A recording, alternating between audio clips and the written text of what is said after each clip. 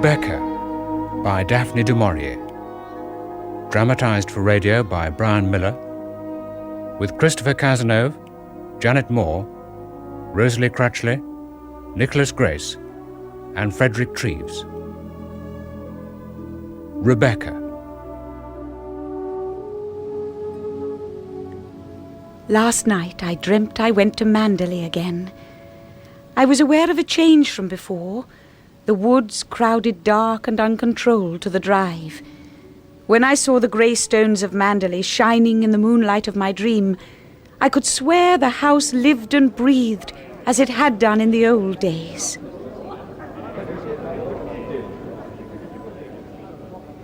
But a cloud came over the moon, and the house reverted to what I knew it really was, a soulless, desolate sepulchre. Our fear and suffering lay in its ruins. There would be no resurrection. I wake up from my dream and lie here many hundreds of miles from England, in a bare little hotel bedroom, comforting for its lack of atmosphere. He and I travel constantly now, from one small hotel to another. And if we are sometimes bored, well, boredom can be a relief from fear. I won't tell him my dream, for Manderley is ours no longer. Manderley is no more. I remember how very different I was from the woman he depends on now. I was awkward and gauche, a silly little companion to Mrs. Van Hopper at Monte Carlo, all those years ago when I met him for the first time. Maxim de Winter was staying at the same hotel. You know, I recognized you as soon as you walked into the restaurant this morning, Mr. De Winter. I thought, why, there's Billy's friend, Mr. De Winter. I simply must show him those snaps of Billy and Dora taken on their honeymoon. I sent her up to get them at once. Here they are. Oh. There's Dora. Isn't she simply adorable? Billy's crazy about her. He hadn't met her when he gave that party at Claridge's, where I saw you first. But I dare say you don't remember an old woman like me. On the contrary, I remember you very well. I have to say, I don't think I'd like Palm Beach all that much. If Billy had a home like your Manderley, I don't suppose he'd play around in Palm Beach. I'm told it's like fairyland. I haven't been there, of course, but I've seen pictures of it. I wonder you can ever bear to leave it. Of course, you Englishmen are always so modest about your homes, so deprecating. He won't admit it, my dear, but I believe Mandel has been in his family's possession since the conquest. I suppose your family often entertained royally there, Mr. De Winter. Not since Ethelred. Ethelred? The one who was called the Unready. In fact, it was while staying with my family that the name was given him. He was invariably late for dinner. Oh, really? I'd no idea. How interesting. And what do you think of Monte Carlo? Or don't you think of it at all? I think it's all a bit artificial. She's spoiled, Mr. De Winter. That's her trouble. Most girls would give their eyes for the chance of seeing Monte. Wouldn't that rather defeat the purpose? I'm faithful to Monte. My constitution won't take the English winter. What brings you here? Did you bring your golf clubs? I came away in rather a hurry. The West Country must be delightful in the spring. Yes, Manderley was looking its best. I was too young. That was the trouble. Had I been older, I would have realized that he was making some kind of bond with me through his remarks to Mrs. Van Hopper. As it was, I blushed with shame and embarrassment. Even Mrs. Van Hopper noticed and commented upon what seemed his almost rudely abrupt departure. But later, I received a note delivered by the lift boy. Forgive me. I was very rude this afternoon. No signature, no beginning. The boy asked if there was any answer, and I said no. As fate would have it, Mrs. Van Hopper fell ill with flu and took to her bed, pampering herself by hiring a full-time nurse, who largely relieved me of my responsibilities. I found myself alone at lunch. Stupidly, I knocked over the vase of flowers on the table. In a second, someone was by my side. Oh! You can't sit at a wet tablecloth. It'll put you off your feet. I don't mind. It doesn't matter a bit. I'm all alone. Come and have luncheon with me. Oh, no, I couldn't possibly. Why not? Please, don't be polite. It'll be perfectly all right if the waiter just wipes the cloth. But I'm not being polite. I want you to have lunch with me. Even if you hadn't knocked over that vase so clumsily, I should have asked you. You don't believe me. Never mind, come and sit down. We needn't talk to each other unless we feel it. You got my note, I suppose. I felt very much ashamed of myself. My manners were atrocious. The only excuse I have is that I've become boorish through living alone. That's why it's so kind of you to have lunch with me today. You weren't rude. At least not the sort of rudeness she would understand. That curiosity of hers, she doesn't mean to be offensive. She does it to everyone. That is, everyone of importance. I ought to be flattered, then. And why should she consider me of importance? I think because of Manderley. They say he can't get over his wife's death, Rebecca. An appalling tragedy. He never talks about it, never mentions her name. She was drowned, you know, in the bay near the house. My mornings were now largely free. Maxim de Winter took to driving me round on little excursions. If he had driven me round in circles, it wouldn't have mattered to me. In his very nearness, I was beginning to liberate myself from the dreary life of a lady's companion. You'll think me impertinent and rude, I dare say, but I would like to know why you asked me to come out in the car day after day. You're being kind, that's obvious, but why do you choose me for your charity? You know everything there is to know about me, but I know nothing more about you than I did the first day we met. And what did you know then? Why, that you lived at Manderley, and that you had lost your wife. You would like, you once told me at a chosen moment, to live the past again. I'm afraid I think rather differently from you. Something happened a year ago that altered my whole life, and I want to forget every phase in my existence up to that time. Those days are finished. You have blotted out the past for me, you know, far more effectively than all the bright lights of Monte Carlo. Damn your idea of my kindness and my charity. I ask you to come with me because I want you and your company. And if you don't believe me, you can leave the car now and find your own way home. Go on, open the door and get out. I want to go home. Oh, to hell with all this. I suppose you are young enough to be my daughter, and I don't know how to deal with you. You can forget all I've said. That's all finished and done with. Don't let's ever think of it again. My family always called me Maxim. I'd like you to do the same. You've been formal with me long enough. I never saw Rebecca, but I believe she was very lovely. They used to give tremendous parties at Manderley. It was all very sudden and tragic. His wife, Rebecca. I had a book in my hands, a book of poems he had given me to read, and on the first white page was written, Max, from Rebecca. A careless, easy hand in long, slanting strokes. She called him Max, familiar, easy on the tongue. And just now he had told me I could call him Maxim. My daughter Helen is sailing for New York on Saturday. They've cabled her to return home. Little Nancy has a threatened appendix. That's decided me. We're going too. I'm tired to death of Europe. How do you like the idea of seeing New York?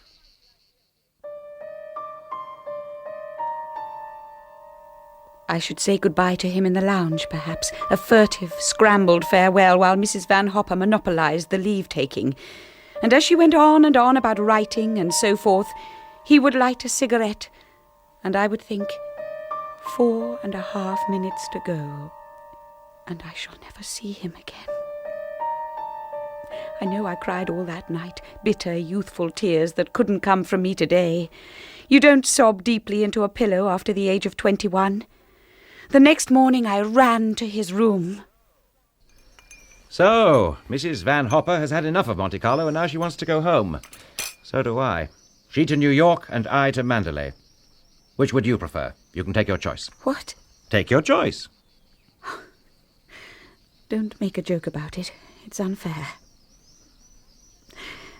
And I think I'd better see about those tickets and say goodbye now. If you think I'm one of those people who try to be funny at breakfast, you're wrong. I'm invariably ill-tempered in the early morning. I repeat to you once more, the choice is open to you. Either you go to America with Mrs. Van Hopper, or you come to Manderley with me. You mean you want a secretary or something? No. I'm asking you to marry me, you little fool. I'm not the sort of person men marry. What the devil do you mean by that? I don't think I know how to explain. I don't belong to your sort of world, for one thing. Well, what is my world? Well, Manderley? You think I asked you this on the spur of the moment, don't you? You think I asked you to marry me for the same reason you believed I drove you about and took you to dinner, to be kind, don't you? Yes. One day you'll realize that philanthropy is not my strongest quality. At the moment, I don't think you realize anything at all. You haven't answered my question. Are you going to marry me?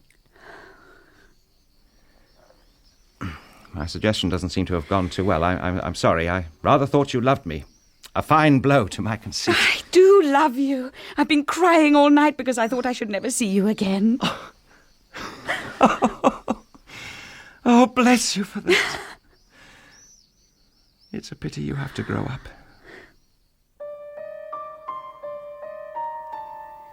He hadn't asked Rebecca to marry him in this way. Max, from Rebecca. Later, I opened the book of poems to that white page. She was dead. One must not have thoughts about the dead. They slept in peace. The grass blew over their graves. I cut the page right out of the book. The book looked white and clean when the page was gone. But I had to get up and look at the torn fragments of the cut-out page in the wastebasket. Even now the ink was thick and black. The writing was not destroyed. I took a match and set light to the fragments. The fire burned them to feathery dust. I suppose I've got to hand it to you. You're a fast worker.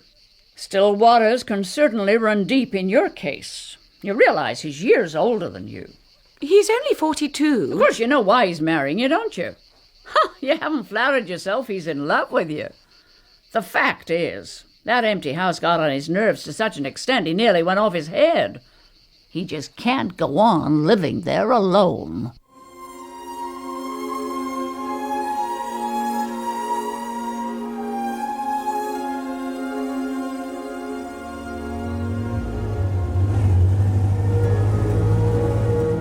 Manderley.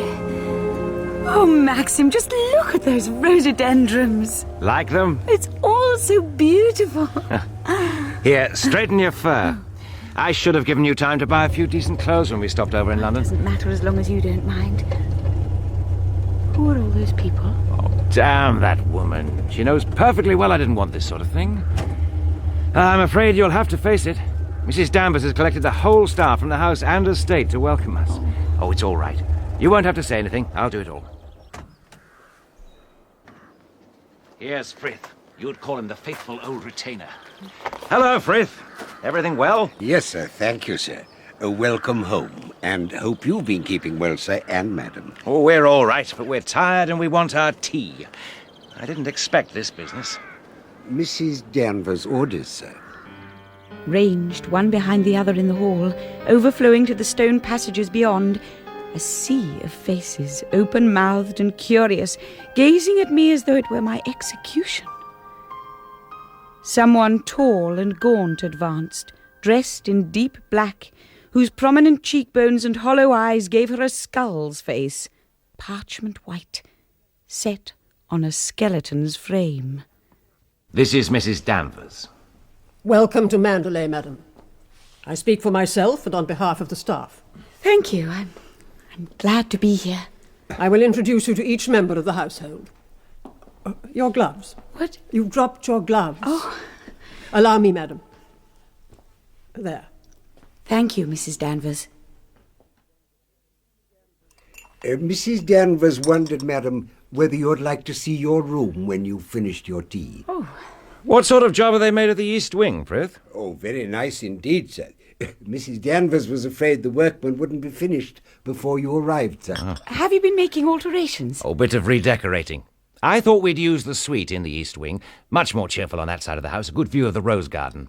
It was the visitors' wing when my mother was alive. Run along and make friends with Mrs. Danvers is a good opportunity.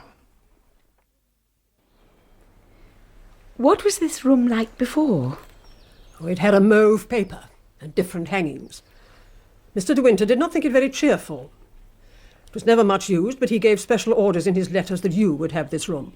Then it wasn't his bedroom originally? Oh, no, madam. I suppose you've been at Manderley longer than anyone else. Not as long as Frith. He was here when Mr. De Winter was a boy. You didn't come till after that?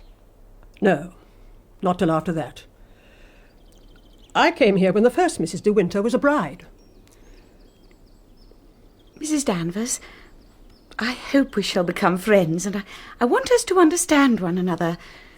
This kind of life is new to me, and all I want to do is make Mr. De Winter happy. I know I can leave all the household arrangements to you, and you must run things as you always have. Whatever you say. Of course, it was different when Mrs. De Winter was alive. There was a lot of entertaining then, and she liked to supervise things herself. I would rather leave it all to you, much rather. Can I do anything more for you now? No, I think I have everything. You've made the room so charming. I only followed Mr. De Winter's instructions. He said you would prefer to be on this side. The rooms in the west wing are very old. The bedroom there is twice as big as this one. It's the most beautiful room in the house. And the windows look down across the lawns to the sea. I suppose Mr. De Winter keeps the most beautiful rooms to show to the public. The bedrooms are never shown to the public. They used to live in the west wing and use those rooms when Mrs. De Winter was alive. The big bedroom I was telling you about was Mrs. De Winter's bedroom. I see. You could never tell you were within 5 minutes of the sea from this wing, could you?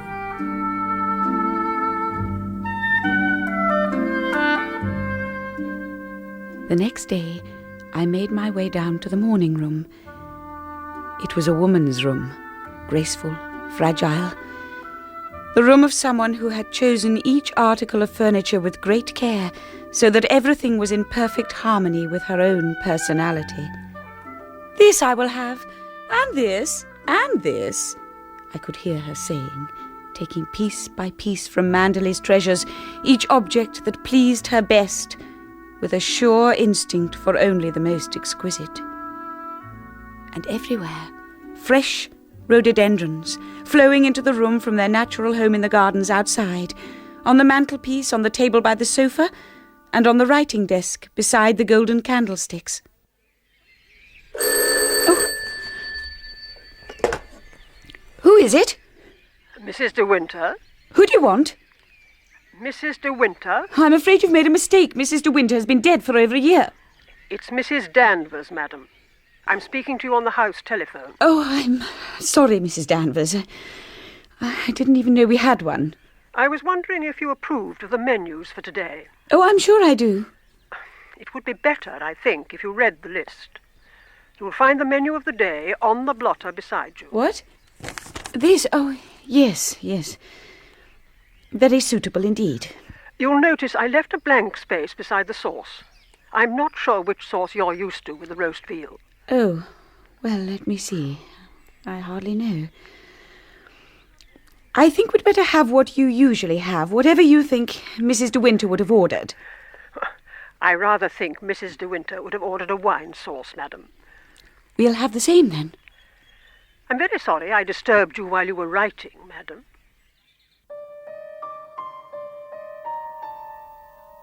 I heard the sound of a car in the drive at 12. I knew it would be Maxim's sister Beatrice and her husband Giles coming to inspect me. My courage caved in, and I thought I would head for my bedroom where I would wait for a suitable moment before going down. But I must have lost my bearings, for passing through a door at the head of the stairs, I came to a long corridor I hadn't seen before, and to another staircase. I opened a door and found a room in total darkness. Dimly, I could see the outline of furniture swathed in dust sheets. I shut the door softly, and walking in the corridor again, I realized I was in the west wing. I came to a little alcove where a broad window looked out directly onto the lawns and the sea. Madam. Mrs. Danvers. I was looking for my bedroom. You've come into the opposite side of the house. Did you go into any of the rooms? I just opened the door of one of them. If you wish to open up the rooms, I'll have it done. Any time when you've nothing to do, you have only to ask me, and I'll show you the rooms in the west wing. I'll have the dust sheets removed, and you can see the rooms as they looked when they were used. It would take only a short while to have the rooms in readiness. It's very kind of you. Now I think I must greet the Lacys. I heard their car just now. You know your way, don't you? Maxim always dumped the bachelors into this room. Well, it's charming, I must say. Looks out over the rose garden, which was always an advantage. Now we've got the men out of the way, may I powder my nose? Of course, Beatrice. Oh, Danvers, do this up for you. Yes, I think she's done it very well. These are nice brushes. Wedding present. Maxim gave them to me. My brother has some taste. But then he was educated into it, wasn't he? Do you suppose you'll be having lots of people down? I don't know. Maxim hasn't said. Funny old boy. One never knows with him. One time the place was always chock-a-block. Somehow I can't see you. Oh, well, never mind. Pity you don't ride or shoot. You miss such a lot. You don't sail by any chance, do you? No. Thank God for that. Come and see us if you like. I always expect people to ask themselves. Life's too short to send out invitations. Thank you very much. Forgive me if I've said a lot of rude things. Tact was never my strong point, as Maxim will tell you. I have to say, you're not a bit what I expected. You see, you're so very different from Rebecca.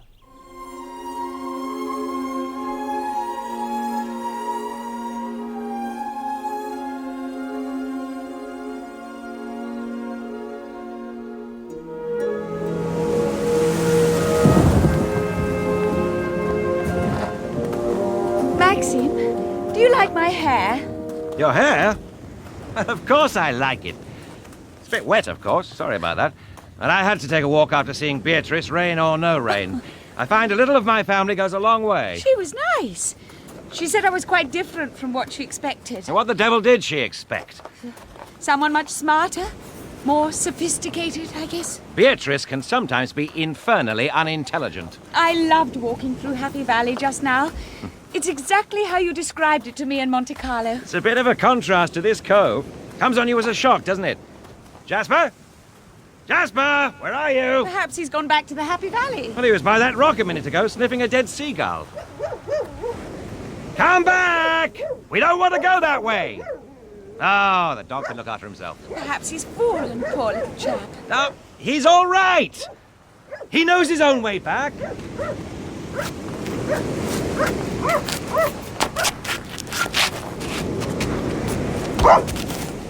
Jasper! Jasper, come here. Hello. I know that dog. He comes from the house. Yes, He's not yourn. he's Mr. De Winter's dog. I want to take him back to the house. Then the man looked at me and smiled, toothlessly and none too intelligently. He had been digging for shells. I wondered if there were any string to use as a lead for Jasper in the nearby boathouse, and I walked towards it. I expected to find the usual dirty boat store, and it was dirty all right. But it was done up like a cottage, with furniture, cups, plates, and bookshelves. There was a queer, musty smell about the place. The rain pattered on the roof with a hollow sound and tapped on the boarded-up windows. I looked about for some string, but there was none anywhere. I saw a door at one end of this room, and I went to it and opened it. A little fearful now, a little afraid. for I had the odd, uneasy feeling that I might come upon something unawares. Something I had no wish to see, something that might harm me. But it was nonsense. I knew it was. I opened the door, and there was the boat store after all. Before long I had cut off a piece of string from a ball of twine and returned to the beach. There! That's got you now, Jasper. I saw he go in there now. Yes, it's all right. Mr. De Winter won't mind. She don't go in there now. No, not now. She's gone in the sea, ain't she? She won't come back no more. No, she'll not come back. I never said nothing, did I? No, of course not. Don't worry. Come on, Jasper.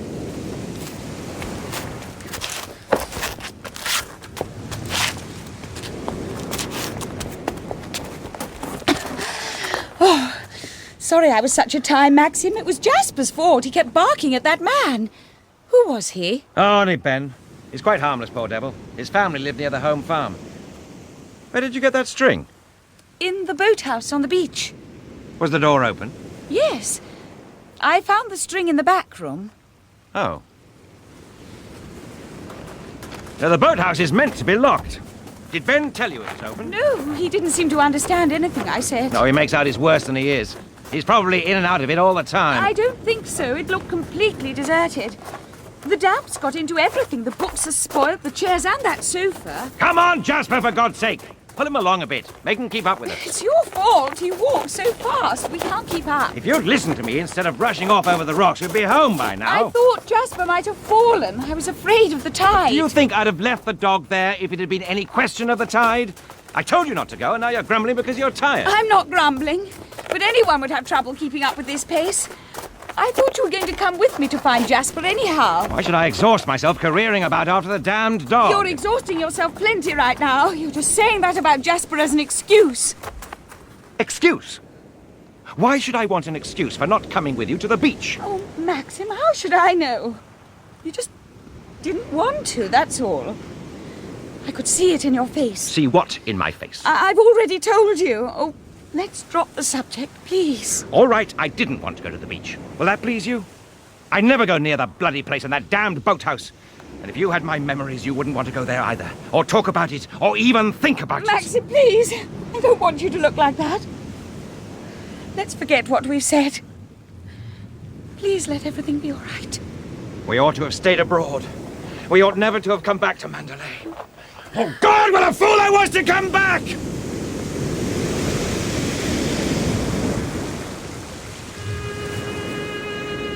The rain and the gloom settled on us for some days. A misery, broken for me only by the arrival of my wedding present from Beatrice. A history of painting in 4 big volumes. Dear Beatrice.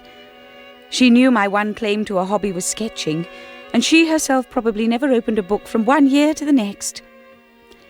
I arranged them in a row on the writing desk, but one of them fell, and in doing so knocked a little china cupid onto the floor, smashing it to pieces. I felt like a guilty child, swept up the fragments, and hid them in an envelope at the back of one of the drawers of the writing desk. That cupid was worth a hell of a lot. Mrs. Danvers has accused Robert the footman of purloining it. Doesn't seem to be any other reason for it to be missing. God, I hate these servants' complications. Darling, I meant to tell you before. I broke the cupid yesterday. Why didn't you say so? Now you'll have to explain the whole business to her. Oh, please, Maxim, you tell her. I'm so afraid of what you'll... Oh, it was all a mistake, Mrs. Danvers. My wife broke the cupid and forgot to say anything. I'm very sorry if Robert's got into trouble. Is it possible to repair it? I'm afraid not. It's smashed into little pieces. What did you do with the pieces? I put them in an envelope. Well, what did you do with the envelope? I put it at the back of one of the drawers in the writing desk. Well, it looks as though Mrs. De Winter thought you would put her in prison, doesn't it, Mrs. Danvers? Perhaps you'd find the envelope and send the pieces up to London. If it's too far gone, there's nothing for it. And tell Robert to dry his tears. I'll apologise to Robert, of course. Perhaps if such a thing should happen again, Mrs. De Winter would tell me herself. It will save everybody a lot of unpleasantness. Quite. Thank you, Mrs. Danvers.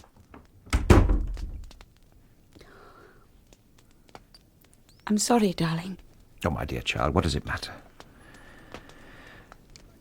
I wonder if I did a very selfish thing in marrying you. What do you mean? Well, are you happy here? I'm not much of a companion to you at my age. Oh, that's ridiculous. Of course we're companions, and I am happy. I love Manderley, and everything about it. You were right to come back. You don't really think we made a mistake, do you, Maxim? You know our marriage is a wonderful success. How can I answer you? If you say we're happy, then we must be. Agreed? Agreed.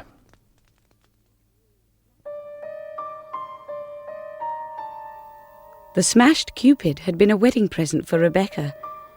"Oh, look, Max, look what we've been sent," she would have said as she plunged her hands into the box of shavings. "We'll have it in the morning room." And he must have knelt down beside her, and they must have looked at the little Cupid together. I felt oddly free when Maxim went overnight to London on business, curiously happy. I took Jasper for walks on our own. I swam in the sea.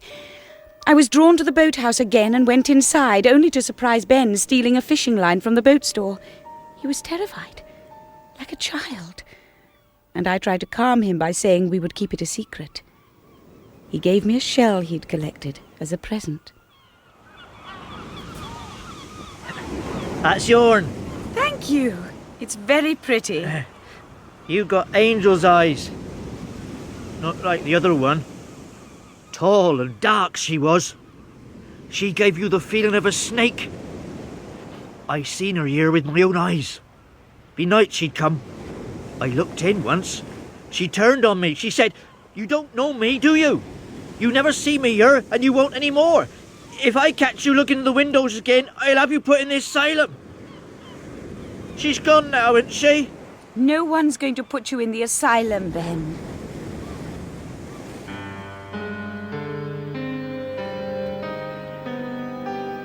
The feeling of a snake. As I was walking back to the house, I saw a stranger's car in the drive, a long, low sports car. I glanced up at the west wing and saw to my surprise that the shutters of one of the windows were open. A man was standing there. He must have seen me, for he drew back suddenly, and an arm in a black sleeve reached up to close the shutters. That arm surely belonged to Mrs. Danvers. I expect she's gone to the library. She's come home early for some reason. If she's there, you'll be able to go through the hall without her seeing you. Oh. I beg your pardon. I hope I didn't startle you. Of course not. I wasn't expecting callers, that's all. What a shame. Actually, I popped down to look up old Danny. She was most anxious not to disturb you. It doesn't matter in the least. And, how's old Max? Maxim? Very well. He's gone up to London. And left the bride all alone, huh? Ah, hello, Danny. All your precautions were in vain. The mistress of the house was hiding in here. Well, aren't you going to introduce me? This is Mr. Favell, madam. Well, I suppose I'm not going to be invited to tea. I'd better be on my way. Come and have a look at my car. Why don't you? Much faster than anything Max has. What do you say? Where? Where is the car? Just in the drive. You coming too, Danny? No, I won't. Goodbye, Mr. Jack. There. What do you think of it? Very nice. Come for a ride to the lodge gates. No, I don't think I will. I'm rather tired. Oh, well. Mustn't lead the bride astray. I wish I'd got a bride waiting for me at home. I'm just a poor, lonesome old bachelor. By the way, it would be extremely sporting of you if you didn't mention this little visit of mine to Max. He doesn't exactly approve of me, I'm afraid. Can't think why not. Anyhow, it might get old Danny into trouble. Comprenez? Yes, all right. Fare you well.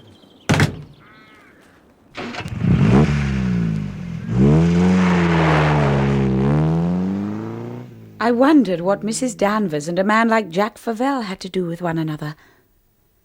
Or was he something to do with Rebecca? It seemed impossible. So why were he and Mrs. Danvers in the West Wing? Why had they closed the shutters when they saw me approach the house? I had this strange impulse now to creep upstairs to the West Wing and see these rooms for myself. Yes, her room, this room. But where were the dust sheets? They were gone. The room was alive again. The bed made up, fresh flowers. A satin dressing gown lay on a chair and a pair of slippers beneath. In a minute, Rebecca herself would come back into the room, sit down before the looking-glass humming a tune, reach for her comb and run it through her hair. It was the most beautiful room in the house. All the things in it I would have loved and almost worshipped if they had been mine. But I knew they were not mine. They belonged to somebody else.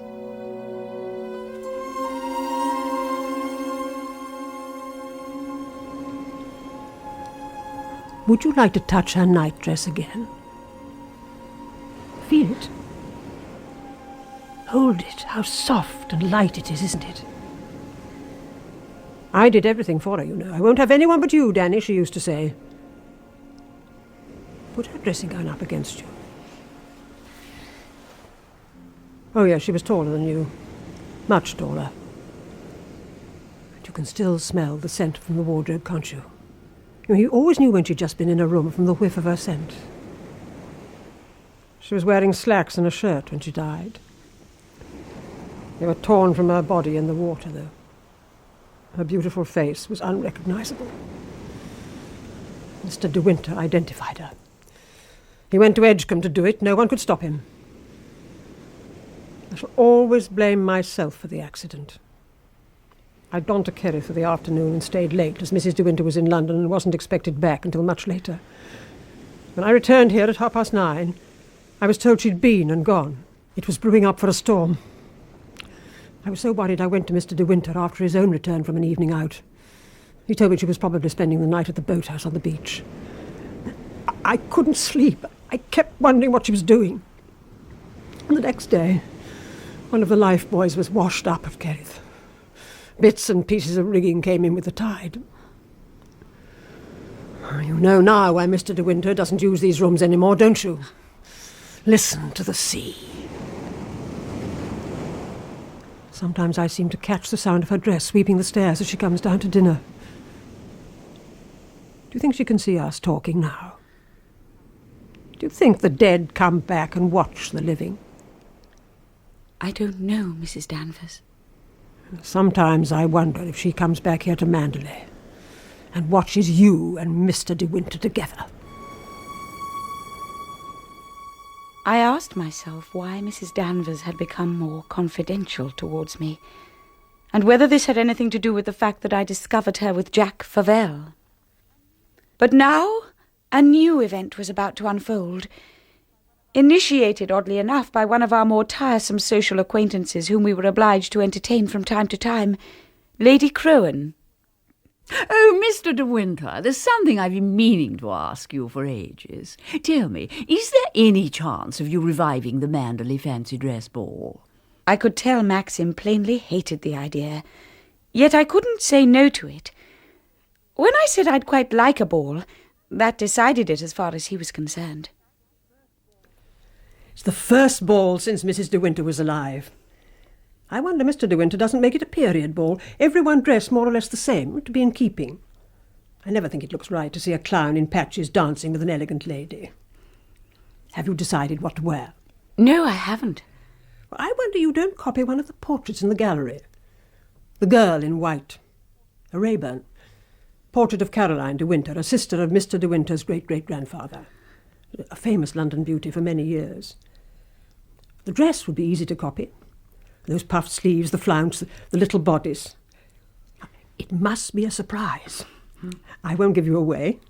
We all have our little secrets from time to time, don't we? I'm getting dress fever already. What fun it all is. I'm so glad you decided to do this again, Maxim. You've got my wife to thank for it. It wasn't me. Lady Crowan suggested it. The local gentry must have their ball at Manderley. I'm longing to see your dress. Oh, it's nothing, really, it isn't. She says none of us will know her. Oh, what's the time? I wonder if we ought to be thinking of getting ready. Fairy lights, a band, catering. Manderley's come alive again, Maxim. It's a dress fit for the Queen of England. What about under the left shoulder, there? That strap of mine, is it going to show? No, madam. No, nothing shows. How is it? How do I look? Oh, Give me the wig. Careful, don't crush it. I'll brush your hair first. Oh, Clarice, what will Mr. De Winter say? Who's there? You can't come in. Me, Beatrice, my dear. How far have you got? I want to look at No, you can't come in. I'm not ready. I'll be down soon. Don't wait for me, all of you. And tell Maxim he can't come in. Maxim's down already. He said he hammered on your bathroom door and you never answered. Now, don't be too long, my dear. We're all so intrigued. Well, Clarice, how do I look? Beautiful, madam. Like Cinderella. Or like Caroline de Winter.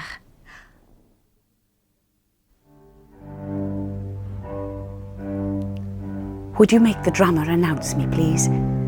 And then call out, Miss Caroline de Winter.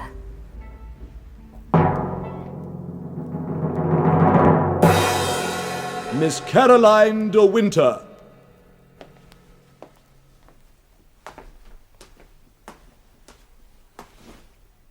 How do you do, Mr. de Winter? What the hell do you think you're doing? It's the picture. It's the picture, the one in the gallery. What is it? What have I done? Go and change. It doesn't matter what you put on. Find an ordinary evening frock. Anything will do. Go now, before anyone else comes.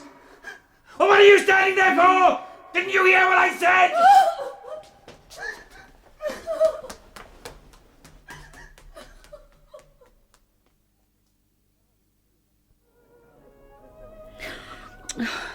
Of course, I knew at once it was a terrible mistake. But then you couldn't possibly have known. Known what? Why, the dress, you poor dear.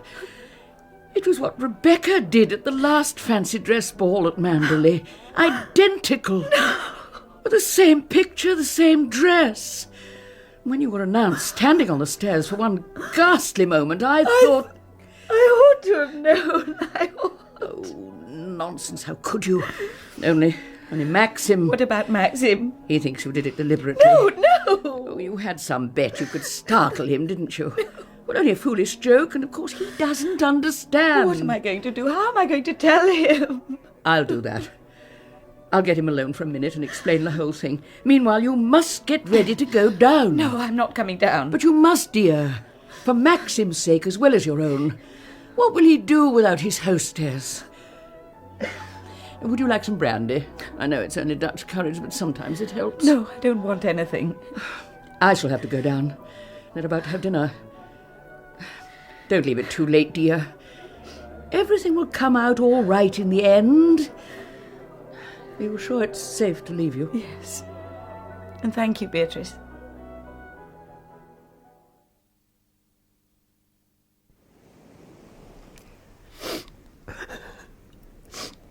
Mrs. Danvers. Yes. What is it? Mrs. Danvers. The day started off well, but now the fog is closing in from the sea. I left the menu on the desk. Do you want something changed? You've done what you wanted, haven't you? Are you pleased now? After what happened last night? Why did you ever come here? Nobody wanted you at Manderley. Why didn't you stay in France? You seem to forget that I love Mr. de Winter. If you loved him, you'd never have married him. What? I thought I hated you. But I don't now. It seems to have spent itself, all the feeling I had. Why should you hate me? You tried to take Mrs. de Winter's place. You set yourself against me from the first. Why? Many people marry twice. Haven't we as much right to be happy as anyone else? Happy? Mr. de Winter isn't happy. Any fool can see that. It's not true. He was happy when we were in France. Well, he's a man, isn't he? No man denies himself on his honeymoon. How dare you speak to me like that? You made me wear that dress because you wanted him to suffer. Why? Hasn't he suffered enough? Do you think all his agony and pain will bring Mrs. de Winter back again? What do I care for his suffering? He never cared about mine. Mrs. Danvers! How do you think I've liked it? Watching you sit in her place, walk in her footsteps, touch the things that were hers. Listen while the servants call you Mrs. de Winter. Mrs. de Winter has gone out for a walk, or Mrs. de Winter won't be into tea until 5 o'clock. And all the while, my Mrs. de Winter lies cold in her grave. Oh, she didn't care. She wasn't afraid. She had the spirit of a boy. She ought to have been a boy. I had the care of her as a child. You knew that, didn't you? What's the use of all this? I don't want to hear any more. Yes, you couldn't beat her for spirit. She cared for nothing and no one. And then she was beaten in the end. But it wasn't a man. It wasn't a woman. It was the sea that got her. It was the sea was too strong for her. The sea got her in the end. Mrs. Danvers, you're ill. Why don't you go to bed and rest? Oh, leave me alone. What's it to you if I show my grief? I'm not ashamed of it. I don't shut myself up in my room to cry, pacing up and down all night, like Mr. De Winter. He doesn't do that. He did, after she died. Up and down in the library. I watched him through the keyhole. He was like a caged animal. I don't want to hear. And then you say you made him happy on his honeymoon. I wonder what Mr. De Winter thought when his precious honeymoon was over and he had you back here at Manderley with all the servants laughing at you. You'd better go to your room. The mistress of the house thinks I'd better go to my room. And after that, what?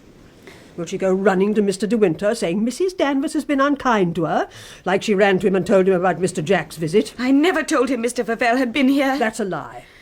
Who else told him? Oh, well, what do I care? Mr. Jack is her cousin. It's my last link with my lady. I'll see him if I please. But your Mr. De Winter has forbidden him the house.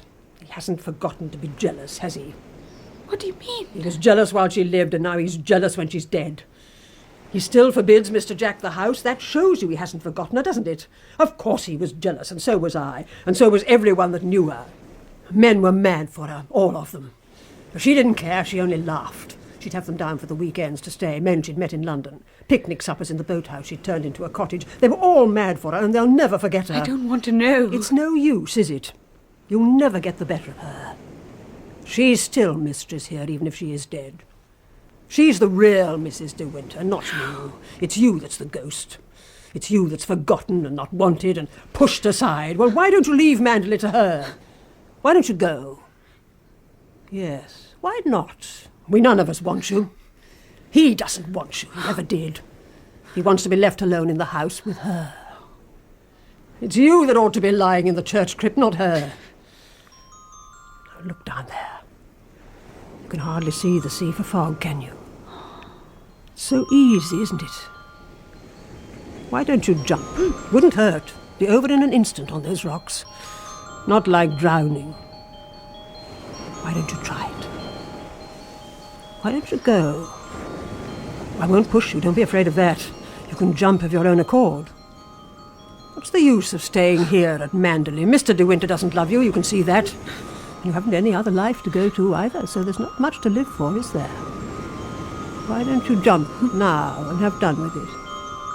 Then you won't be unhappy anymore. Go on. Go on. Don't be afraid. What was that? It's the rockets. There must be a ship gone ashore out there in the bay. Frith! Frith! Yes, Mr. De Winter? She's ashore, all right. I was watching her for the headland and I saw her go for the reef. She must have mistaken the bay for Kerrith Harbour. They'll never shift her. Not with these tides. Tell them in the house to stand by with food and drink. I'm going back down to the cove to see if I can do anything. And give me some cigarettes, will you?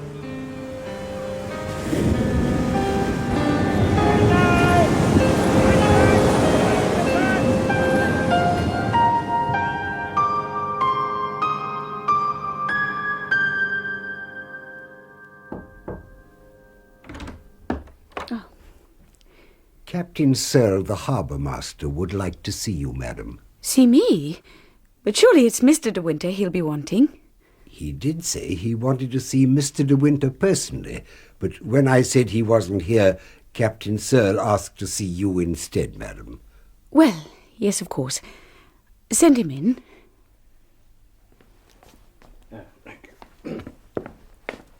Mrs. De Winter? Come in, Captain Searle. I'm sorry my husband isn't back yet. He must have gone down to the cliffs again, and he was in Kerrith before that. I haven't seen him all day. Yes, I'd heard he'd been to Kerrith, but I missed him there. He must have walked back across the cliffs while I was in my boat. Oh, do sit down. I'm afraid the ship has disorganised everybody. Was it to do with that?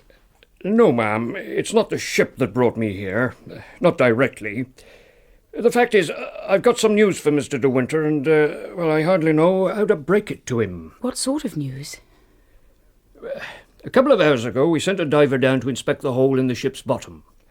While he was down there, he came across the hull of a little sailing boat, lying on her side, quite intact and not broken up at all. He's a local man, and he recognised the boat at once. It was the little boat belonging to the late Mrs. De Winter. I see. Would anything have to be done about it? Not in the ordinary way, ma'am, no.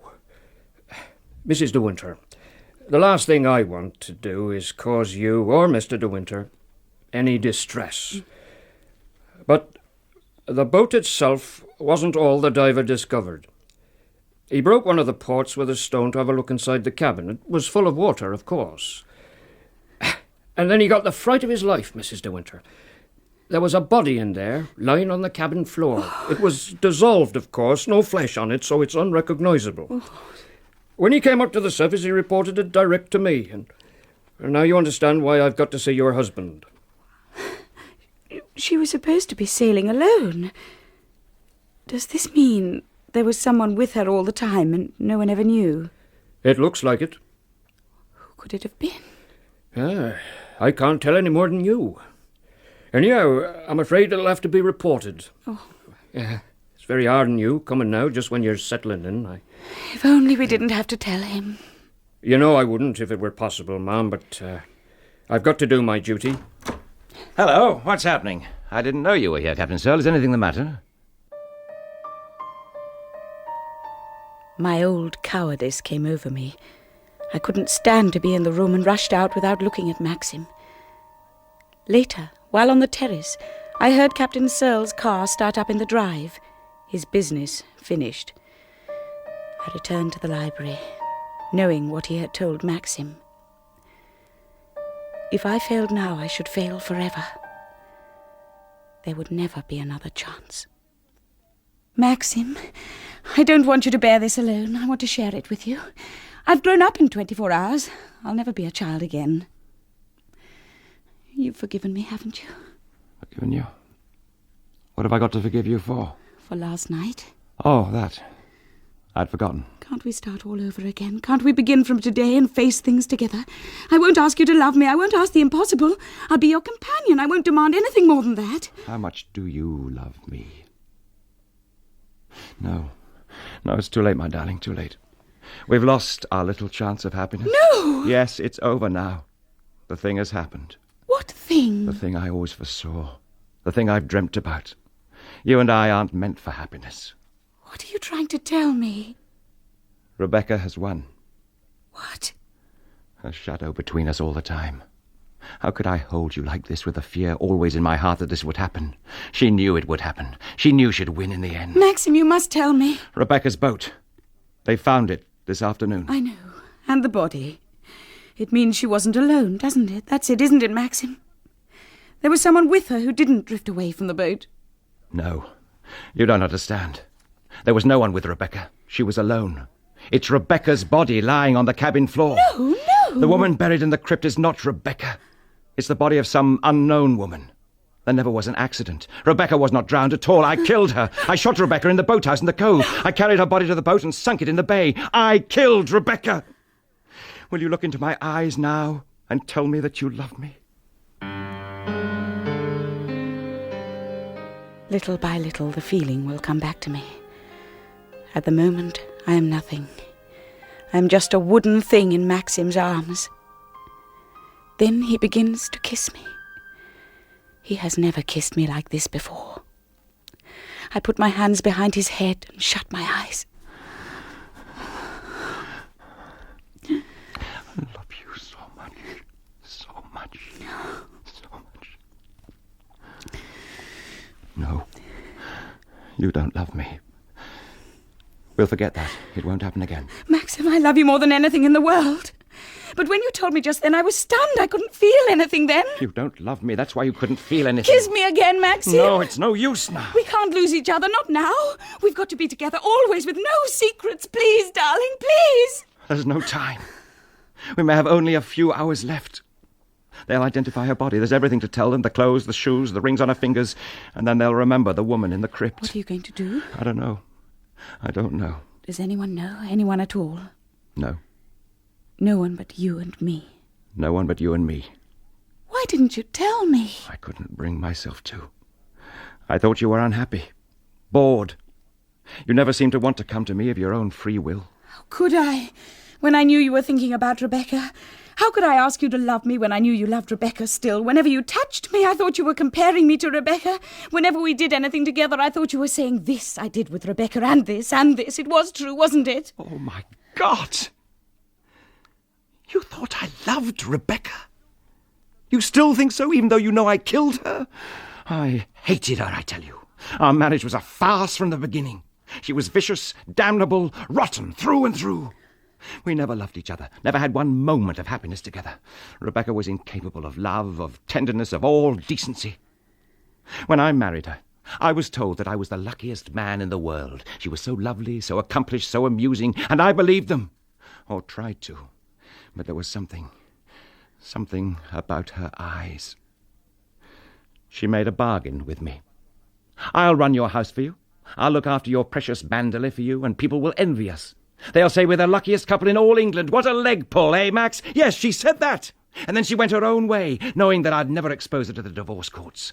I put Manderley first before everything else, before even my own shame and loathing and disgust for all that she was and all she did. Oh, my darling, my Maxim, my love. Do you understand? Do you? Our life was a shabby lie. She had her men friends down to stay. She always had men. That fellow Favell, a cousin of hers, took to coming here and staying at the boathouse when I was away. He came here on the day you went to London. You saw him too? Why didn't you tell me? I got it from Crawley, who saw his car turn out of the lodge gates. Anyhow, that night, I warned her that if I found him here, anywhere on the estate, I'd shoot him. He had a filthy reputation. She told me that she could get her faithful Danvers to swear anything she asked her to swear in court. She defied me to try and prove to the world that we were anything less than the perfect couple. If I had a child, Max, she said, neither you nor anyone else would ever prove that it wasn't yours. She laughed and went on laughing. I thought she'd never stop. God, how funny, she said. To all your smug local friends and all your tenants, I'll be the perfect mother like I've been the perfect wife. She turned and faced me, smiling, defiant. When I killed her, she was smiling still. I fired at her heart. She stood there. She didn't fall at once. The bullet passed right through. That slow smile stayed on her face. Her eyes were wide open. I dragged her body into the cabin of the boat and set sail. But a wind came up, and I knew that we'd be in deep water in a matter of minutes if I didn't do something. I opened the sea cocks and drove a spike into the planks. The water came in. I got away in the dinghy before the boat sank. I cleaned up the boathouse and was in my room by the time Mrs. Danvers came to me with her fears for Rebecca's life. Later, I went to Edgecombe and identified another woman's washed-up body as hers. I knew it meant nothing. It was only a question of time before the truth came out. She knew she'd win in the end. It was in her smile. Her body had come back, but now I was free of her forever. I was free now to be with Maxim, to touch him and hold him and love him.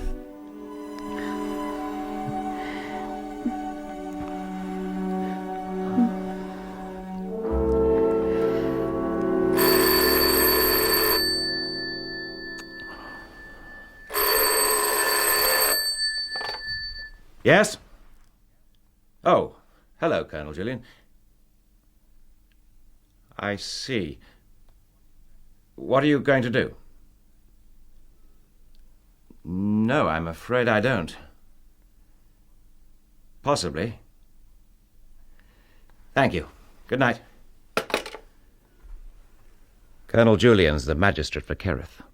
Searles reported to him. He said he has to go out with us tomorrow to examine the boat and the body. He asked me if I had any idea whose body it could be. What did you say? Well, I said I didn't know. And he asked me something else. What? He asked me if I thought it possible I had made a mistake when I went up to Edgecombe. He's asked that already. I said it might be possible. Yes, the body will be identified as Rebecca's. You know we're not going to be able to avoid an inquest, don't you? I don't understand, madam, why you sent the change in menu by way of Robert. I should prefer something hot today, Mrs. Danvers. If they won't eat the salmon that came in yesterday in the kitchen, then you'd better throw the whole lot away. So much waste goes on in this house that a little more won't make much difference. Don't tell me you can't think of anything to give us. You must have menus for all occasions. I'm not used to having messages sent to me by Robert. Mrs. De Winter always instructed me personally by house telephone. I'm afraid it doesn't concern me very much what Mrs. De Winter used to do. I am Mrs. De Winter now, and if I choose to send a message by Robert, I'll do so. Captain Searle called here yesterday, didn't he? Frith says they found Mrs. De Winter's boat. He says there's a story about a body in the boat. Why should there be a body? Mrs. De Winter always sailed alone. It's no use asking me, Mrs. Danvers. I don't know any more than you do. Don't you? I'll give the orders about lunch. Go on, Mr. Tabb. Well, sir, after the drowning accident last year, a lot of people in Kerrith made unpleasantness about my boat building. Some said I let Mrs. De Winter start the season in a leaky, rotten boat. I lost orders on account of it. Well, when her boat was found yesterday, I got permission from Captain Searle to have a look at it. I wanted to satisfy myself that the work I put into it had been sound. Did you come away satisfied? Well, with my own work, yes. But what I want to know is this. Who drove holes in her planking? Rocks didn't do it. The nearest rock was 5 feet away. Besides that, they weren't holes made by a rock. They were done with a spike. What holes were these? How many of them? Well, there were 3 of them altogether. One right forward by her chain locker, and the other 2 close together amidships underneath her floorboards at the bottom. The ballast had been shifted too. It was lying loose. And that's not all. The seacocks have been turned on. What are seacocks? The fitting that plugs the pipes leading from a wash basin or lavatory, sir. Mrs. De Winter had a little place fitted up right aft. Well, these plugs are always kept tight closed when you're underway. Otherwise the water could flow in. When I examined the boat yesterday, both seacocks were turned full on. Well, with those holes in her planking, sir, and the seacock's not closed, it wouldn't take long for a small boat like her to sink. Not much more than 10 minutes, I should say. Those holes were definitely not there when the boat left my yard. I was proud of my work, and so was Mrs. De Winter. It's my opinion, sir, that the boat never capsized at all. She was deliberately scuttled. Mr. De Winter, you heard the statement from James Tabb, who had the care of Mrs. De Winter's boat. Do you know anything of these holes driven in the planking? Nothing whatever. Can you think of any reason why they should be there? No, of course not. It's a shock to you, isn't it? It was shock enough to learn that I made a mistake in identification over 12 months ago. And now I learn that my late wife was not only drowned in the cabin of her boat, but that the holes were bored in the boat with the deliberate intent of letting the water in so that the boat should sink. Does it surprise you that I should be shocked? Mr. De Winter, I want you to believe that we all feel very deeply for you in this matter. No doubt you have suffered a shock, a very severe shock, in learning that your late wife was drowned inside her own cabin and not in the sea, as you supposed. And I am inquiring into the matter for you. I want, for your sake, to find out exactly how and why she died. I don't conduct this inquiry for my own amusement. That's obvious enough. I hope it is. Do you doubt the statement of James Tabb that 3 holes were hammered through Mrs. De Winter's boat? Of course not. He's a boat builder. He knows what he's talking about. The boat was moored in the private harbour belonging to Manderley? Yes. Now, James Tabb has told us that a boat with those holes drilled in her bottom and the seacocks open could not float for more than 10 or 15 minutes. Quite. Therefore, we must assume that whoever took the boat out that night drove in the planking and opened the seacocks while the boat was under sail. I suppose so. Does this not strike you, Mr. De Winter, as being very strange? Certainly. You have no suggestion to make? No, none at all. Maxim! Oh, It's all over. Oh, what was the verdict? Suicide. Oh, Without sufficient evidence to show the state of mind of the deceased. had they no idea of a motive? No. Old Horridge wanted to know if Rebecca had any money troubles. Money troubles. Well, how did it go? Well, I was fast losing my temper. Then I was asked about my relations with Rebecca. That's when you fainted and had to be taken out. Well, your fainting brought me out with a jerk. I pulled myself together and got through it. I knew exactly what to say, and I said it. I faced Horridge all the time, never took my eyes off him. I'll remember his eyes over those spectacles to my dying day. Something has to happen this evening at the church. They're going to bury Rebecca. It's fixed for 6:30. I wish you didn't have to go out again. We'll talk things over when I get back. We'll start again once this thing is over. We can do it, I know we can. It's 6:10. I must be going. I'll come with you. No. I don't want you to come.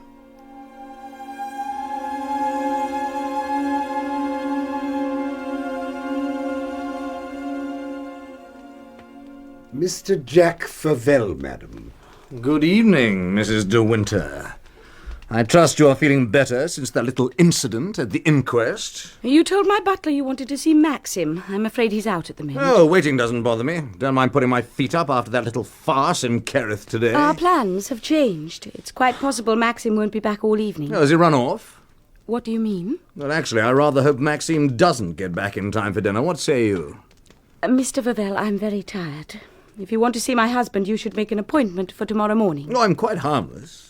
Really, I am. Mac's been telling tales about me, huh? I'm not the big bad wolf, you know. I'm a perfectly harmless bloke. And I think you are behaving splendidly. Been a shock for me, I can tell you. Rebecca was my cousin. I was damn fond of her. Yes, I know. I'm very sorry for you. We were brought up together. All this has been a bloody shock. So, what's Max going to do about it? That's what I want to know. Does he think he can sit back now that sham inquest is out of the way? I'm going to see justice is done for Rebecca. Suicide. You and me know it wasn't suicide, don't we? Don't we? What the hell are you doing here? As a matter of fact, Max, old chap, I came over to congratulate you on the inquest this afternoon. Do you mind leaving the house? Or shall I get the servants to throw you out? No, you don't want them to hear what I've got to say, do you? Maxim? Oh, it's all right. Look here, Max. I guess you don't keep any secrets from your little wifey. So let's put our cards on the table. You know about Rebecca and me. We were lovers, weren't we? I've never denied it. Anyhow, like all the other fools, I believe that Rebecca was drowned in the bay and washed up at Edgecombe. That's how she'd go, I reckoned. Then I picked up the paper a few days ago and read about the discovery of the body.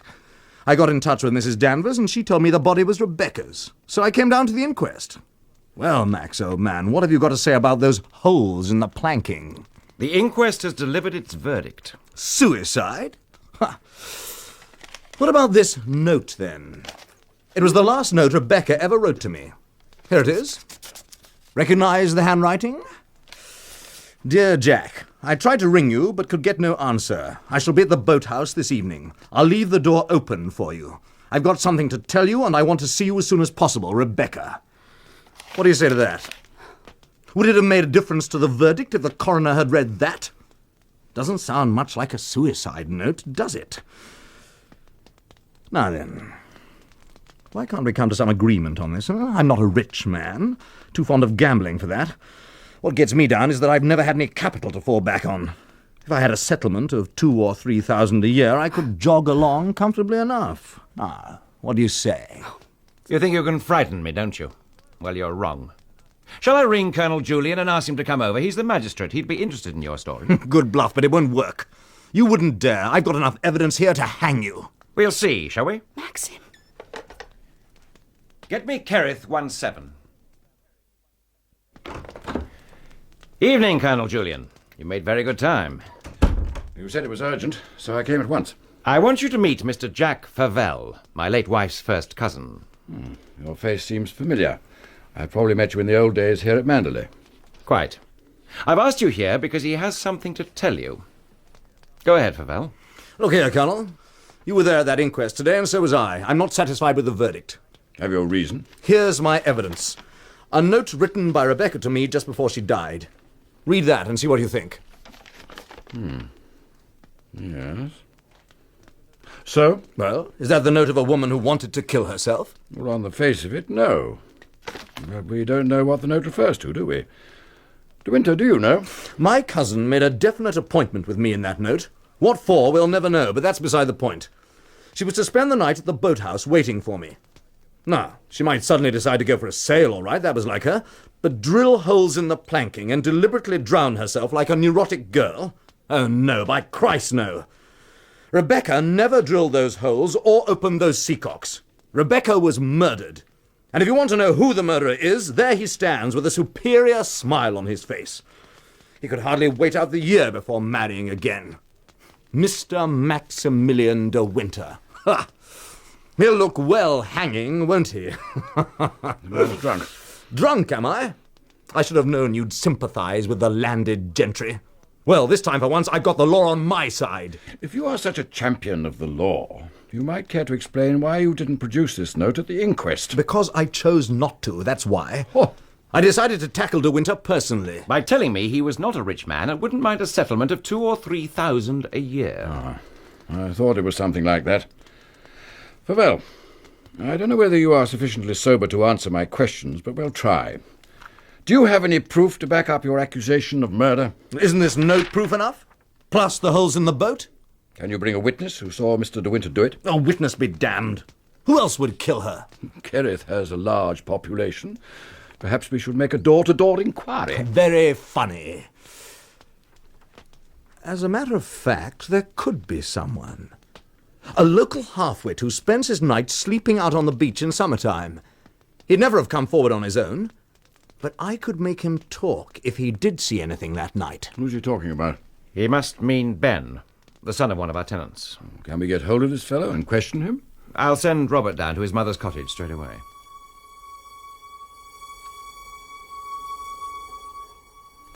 Well, Ben, you know who I am, don't you? Do you know Mr. Favell? I never seen un. Don't be a bloody fool. You've seen me at the boathouse dozens of times, haven't you? No, I never seen no one.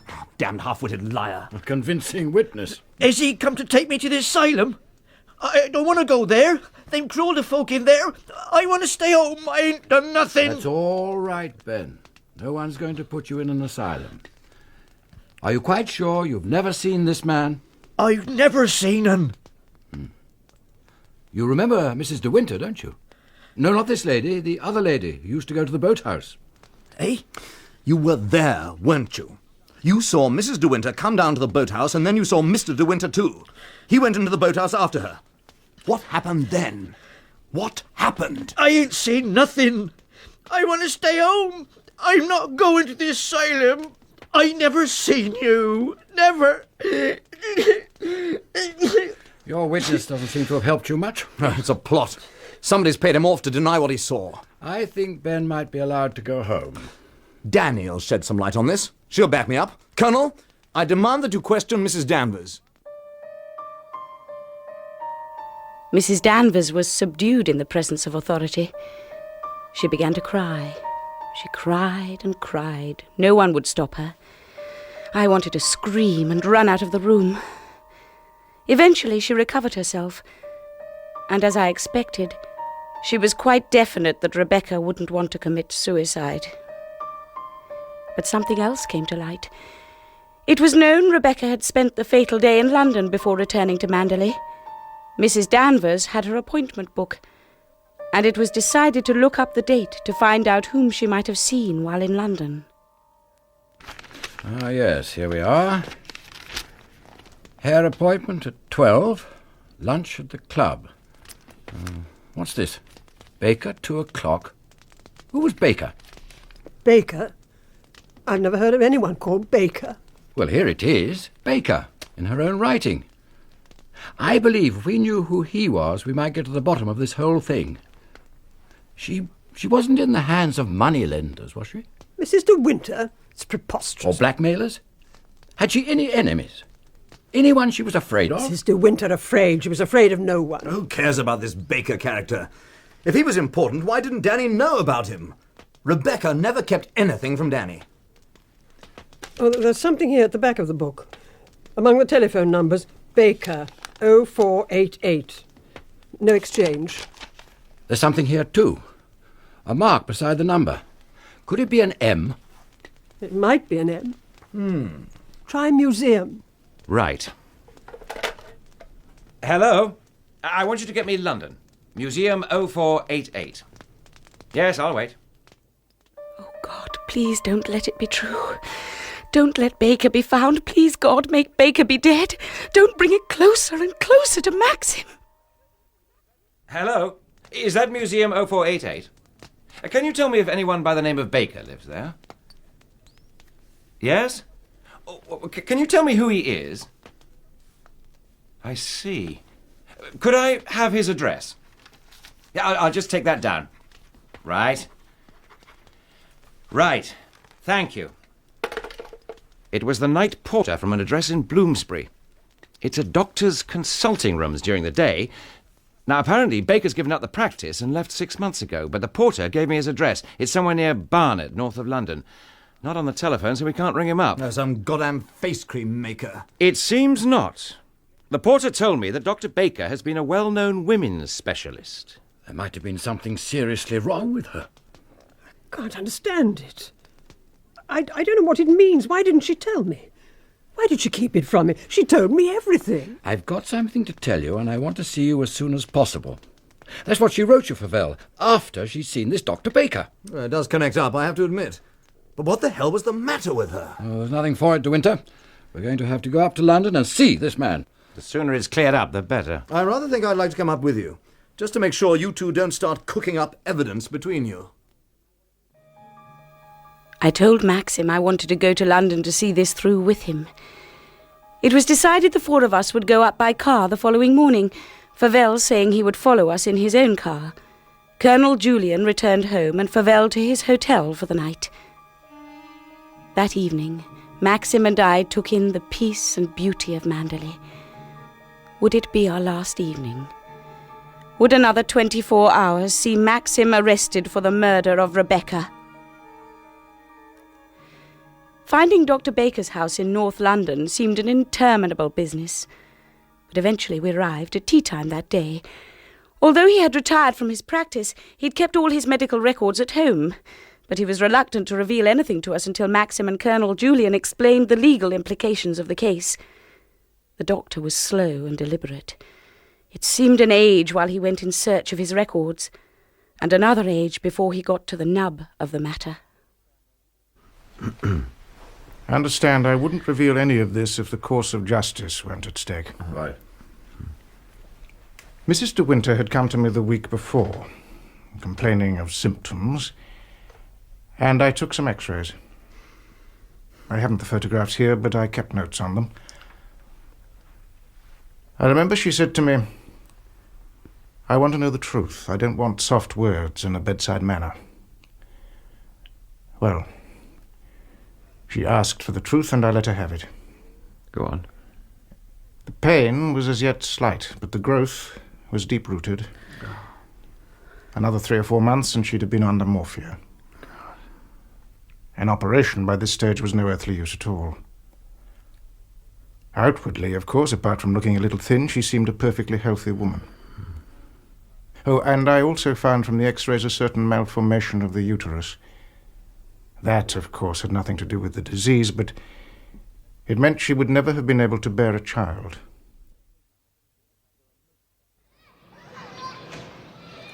I never had the remotest idea. She kept it a secret from everyone. Huh.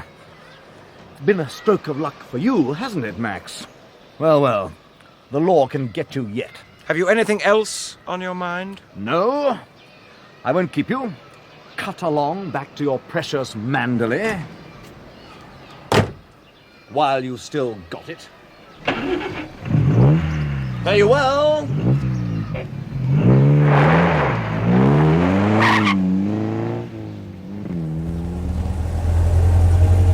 He can't do anything, De Winter. Just bluffing. He hasn't a thread of a case now. Baker's evidence would quash it. I thought the solution would lie in Baker. A dreadful thing for her. Enough to send a beautiful young woman right off her head. I suppose you never had any idea of this? None. I don't think it would do any harm if I let it be known, quietly around Kerrith, that a London doctor has supplied us with a motive for her suicide. People are bound to talk, you know. Oh, by the way, I'm spending the night with my sister in St. John's Wood. Thought I'd get the train back to Cornwall tomorrow. I'm sure you'll be welcome if you both wanted to come back with me to dinner. Well, thank you, but I think we'd like to be independent. I don't know what to say about all you've done today. But then you know without my telling you. Oh, my dear fellow, I've been only too glad to be of service. Now you must put it behind you both. You won't have any more trouble from Favell, I'm sure. But if you do, I count on you to tell me at once. I'd be inclined, if I were you, to take a short holiday. Go abroad, perhaps. Just faintly possible, certain little difficulties may arise. Not from Favell, but from other quarters. We don't know what's been said, do we? Remember the old saying, out of sight, out of mind? If people aren't there to be talked about, the talk dies. It's the way of the world. Oh, my sister's down near Avenue Road. I'll let you know where you can throw me out.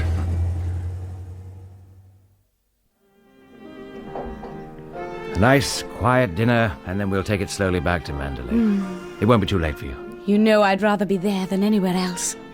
How much of the truth do you think Julian guessed? I think he knows everything. If he does, he'll never tell. Never. He won't, perhaps, but there's bound to be endless talk about those holes in the boat. I believe Rebecca lied to me on purpose. She wanted me to kill her, make a quick end of it. That's why she laughed even when I shot her. It was her last joke on me. I'm not sure she hasn't won, even now. What do you mean? How can she have won? I don't know. Something's nagging at me. I'm going to ring up Frank Crawley back at the office. I won't be long.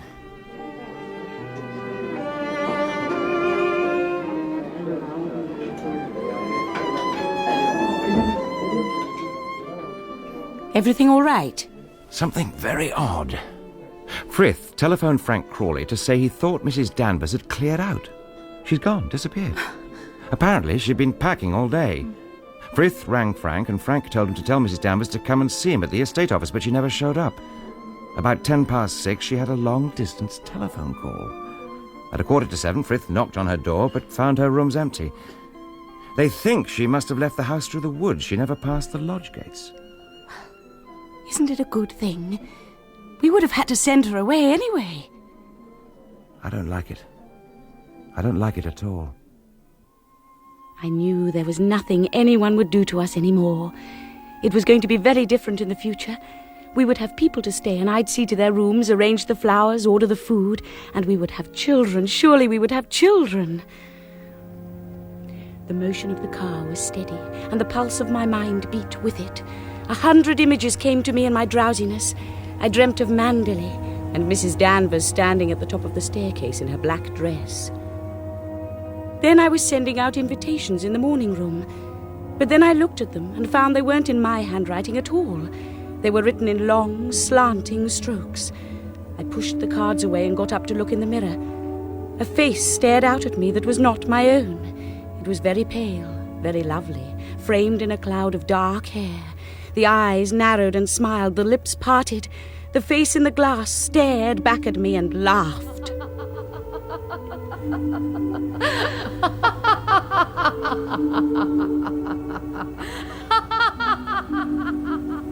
And then I saw she was sitting on a chair before the dressing table in her bedroom, and Maxim was brushing her hair. He held her hair in his hands, and as he brushed it, he wound it slowly into a thick rope. It twisted like a snake, and he took hold of it with both hands and smiled at Rebecca and put it round his neck. No, no. What is it, darling? What's the matter? Sit close. Oh, you're cold. You've been asleep for 2 hours. We'll be home soon. What time is it? Well, it's now about 2:20. It almost looks as though the dawn were breaking over there beyond the hills. Can't be, though. It's too early. Well, it's also in the wrong direction. You're looking west. I know. Maxim, It's in winter you see the northern lights, surely not in summer. That's not the Northern Lights. That's Manderley. Maxim, my God, what's happened? He drove faster, much faster. The road to Manderley lay ahead. There was no moon. The sky above our heads was inky black, but the sky on the horizon was not dark at all. It was shot with crimson, like a splash of blood. And the ashes blew towards us with the salt wind from the sea.